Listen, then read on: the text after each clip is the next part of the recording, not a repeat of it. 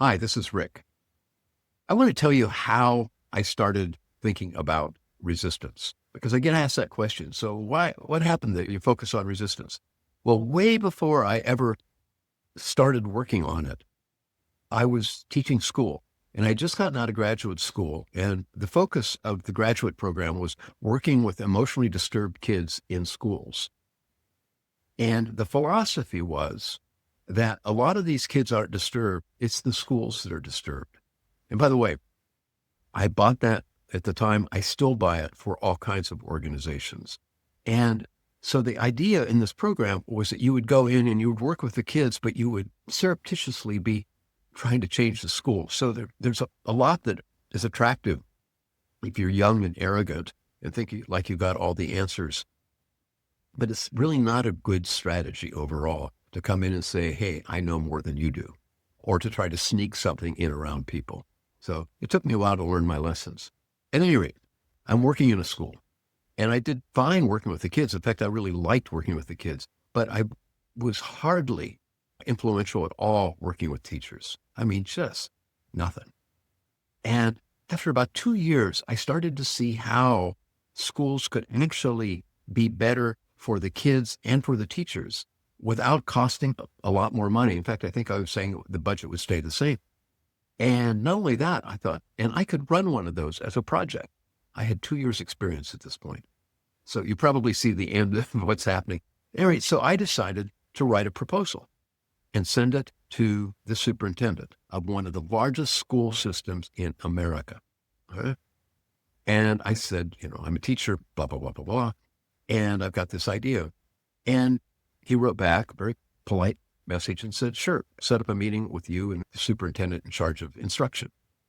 And I don't know if they were sincerely interested or they just wanted to, you know, get me to shut up. I don't know what it was. I think it might be the latter. At any rate, so I go and meet with the superintendent of instruction, very cordial guy, and I'm talking about some things. And he says, okay, so what's the basis for how you're thinking about working directly with kids? And I said, well, I'm basing a lot of it on the eminent Swiss child psychologist, Jean Piaget. And then I start to describe the work of Jean Piaget.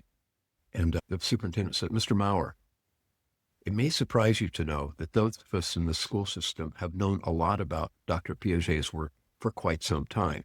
And he might as well have ended with, and don't let the door hit you on the way out. I mean, I knew the meeting was over, but of course it wasn't over, so we had to go through some pleasantries, and I left. But I left and I thought, see, that's the problem. These old people, because he was probably 40 something, and these are old and they're calcified, haven't had no idea in 2 years. I mean, it just on and on and on. And it took me a long time to realize the problem was Rick Maurer. It was so much easier to look at that system. Oh, and this was a period of, boy, the system, it's out to get you. And I started to learn the lesson, not from that because it was too big. But I remember one of the faculties I was on, I would say something and people go, yeah, okay. And then somebody else would say almost the same thing. And they go, hey, yeah, Mary, why don't we do that? And I go, wait a minute, didn't I just say that? And so I tried to find excuses for that, but I couldn't find them. And I started to realize it was me. They weren't resisting the idea. They were resisting me. And there was something about my style where I found my arrogance charming. They apparently didn't. And as I started watching myself in action in comparison to my colleagues, I started to go, oh, I could be part of the problem. And that got my attention. And after a few years, I had quit teaching and I started consulting.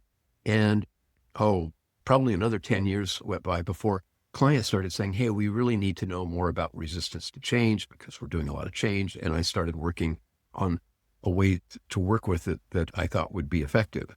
And everything I was doing there, I thought, boy, I didn't do any of that. I didn't do any of that. At any rate, I'm telling you that story because people have asked why I got interested in resistance. But my hope is that you might be going, oh, yeah, I've been there. So not saying, oh, yeah, well, Mary does that, Pete does that, but no, oh, I've been there. I think that could be a really helpful thing if you're willing to step back and look in the mirror. May not be fun, but I think it's a good thing to do. So I'm really curious about what you think about what I'm saying. You might say, Rick, you're an idiot. That'd be fine. But write your comments in the comment section on LinkedIn. That way other people can see it and they can comment on it. So maybe you have some ideas for staying out of that trap. For instance, what I try to do is stay out of the trap for myself, but also help my clients can see what resistance might be coming up, just the little signals they have. And how can we deal with that in a respectful way before it becomes a problem? But it's only in recognizing that we may be either a big part of the problem or the problem. At any rate, I hope you enjoyed this, and I look forward to reading your comments. Thanks.